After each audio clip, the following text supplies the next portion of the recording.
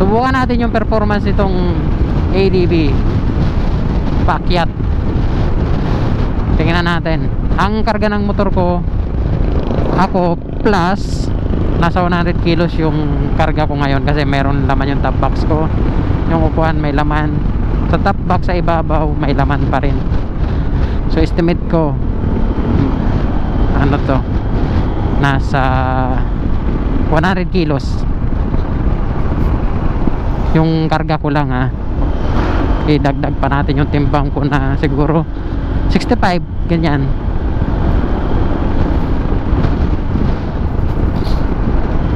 Ito yung may ano, mga lubak-lubak dito, matagtag dito banda. Wala na, okay na.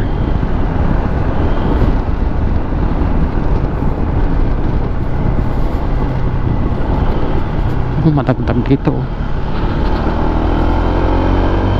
Paakyat na to guys.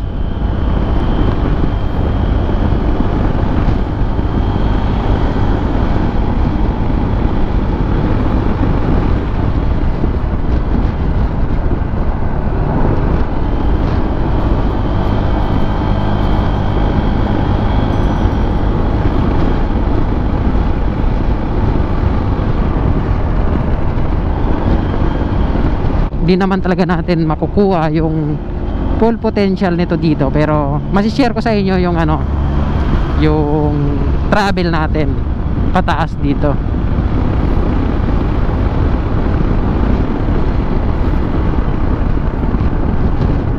Kasi hindi ko naman talaga siya palaging nasasagad guys, kaya nasabi ko sa inyo hindi ko makukuha yung full performance nito.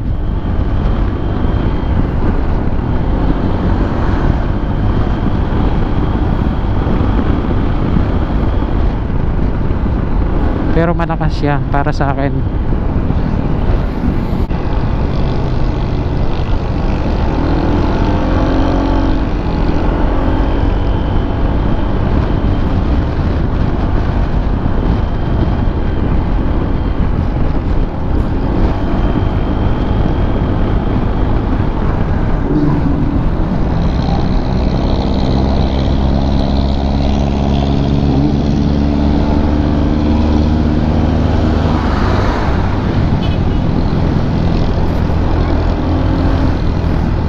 Bibilis ng motor pababa.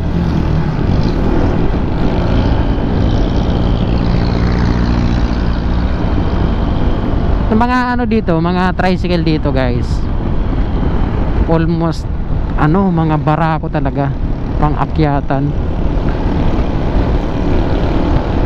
Bira akong makakita dito na hindi barako ang motor. Ito, TMX katabi ko. Ayun sa unahan, tunog barako, siguro barako yun. Barako nga.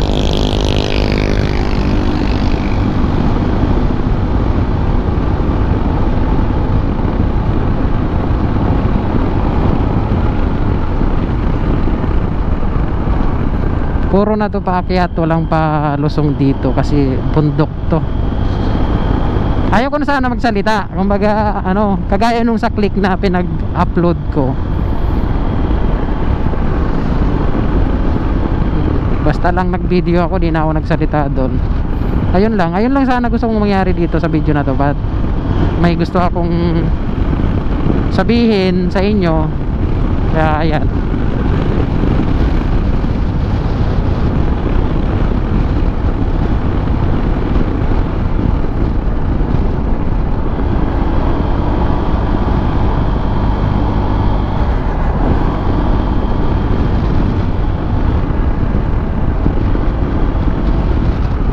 Kahit ano naman to, kahit espalto to, mayroon tong ano, mga bukol-bukol na daan at lubog na kalsada. May mga ganito dito eh.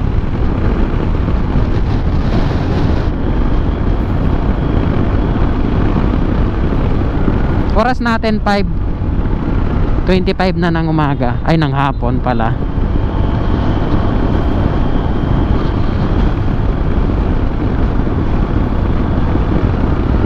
Daming buko dito. buko yung mga nadadaanan ko kanina dito. Hindi uso dito yung kopra.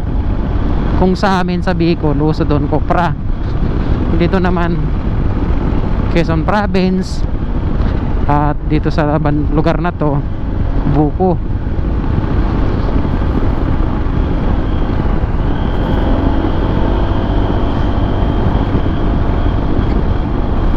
Oh, ayan, oh, buko.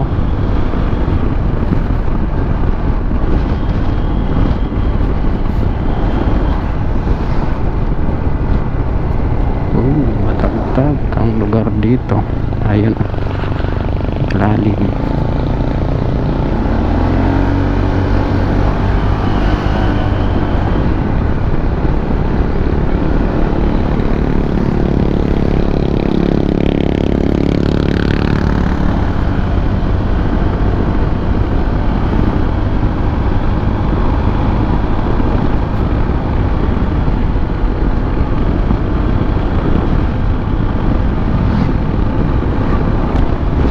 Grabe naman mga lubak-lubak. Ito pa, oops, nailagan.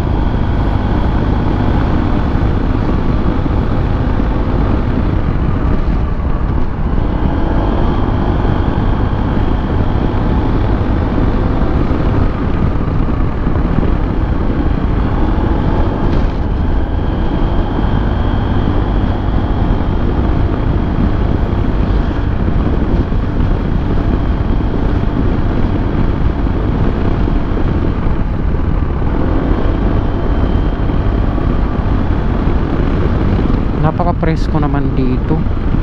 Paano ba naman kabilaan, puro kahoy.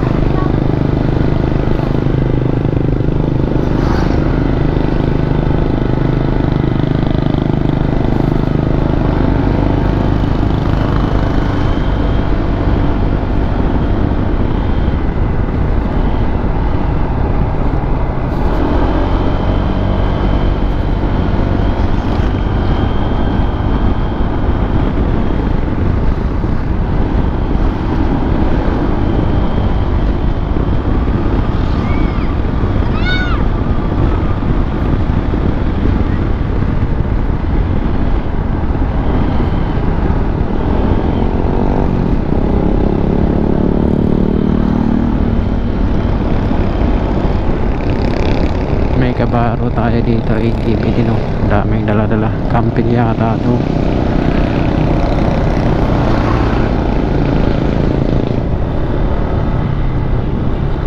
Parang tent yung nasa ibabaw ng top box nya.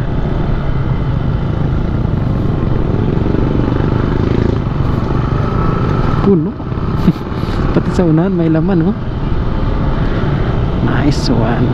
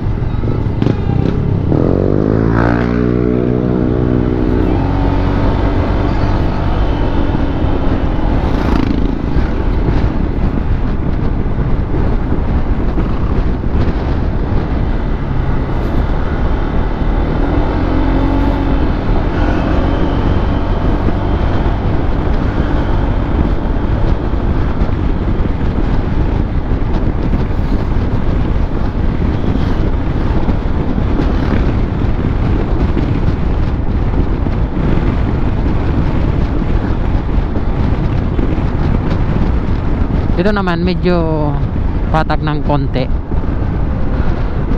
Kaya medyo patag pa ng konti.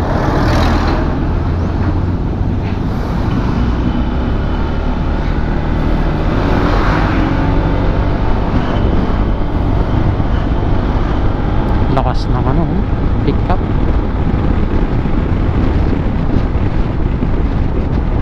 Lakas ng persa.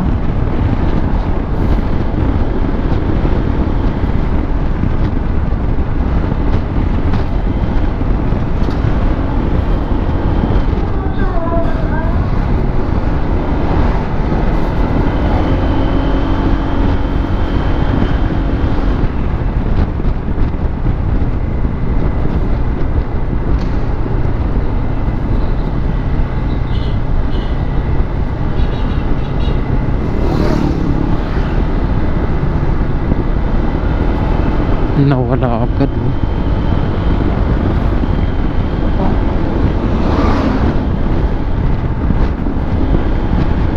nawala agad yung port.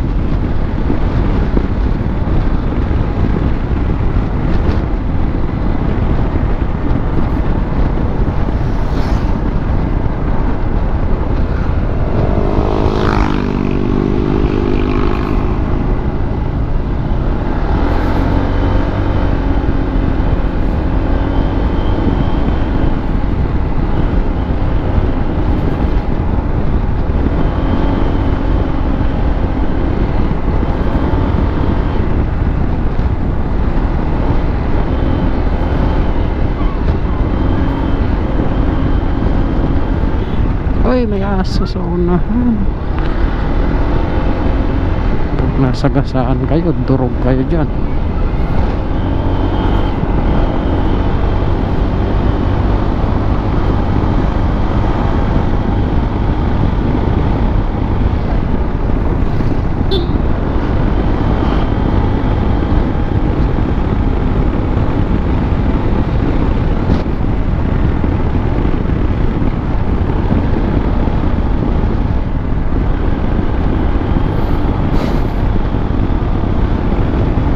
Papapuntong hininga na lang, guys.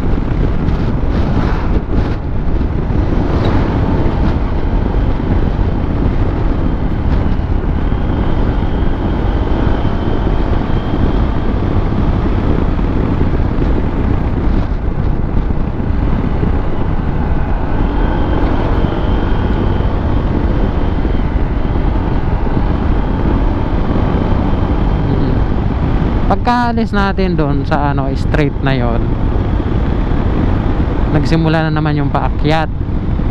So ito na yung ano, medyo paakyat na naman tayo.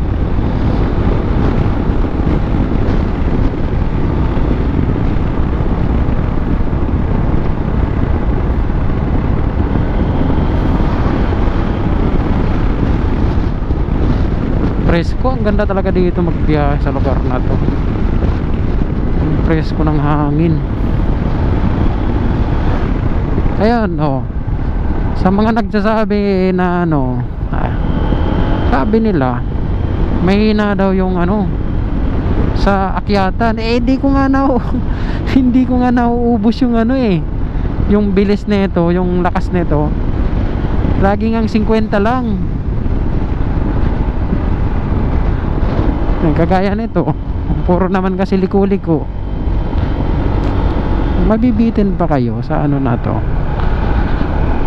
sa akyatan. Ito nga, di ko pa nauubos.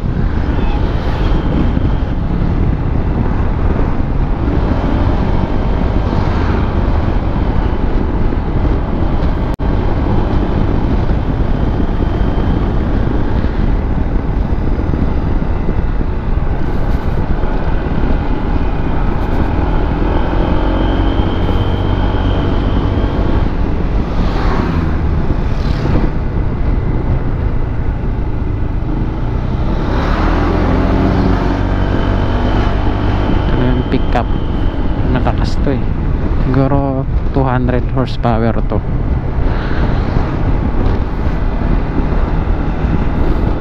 Ito yata yun eh, 200 horsepower.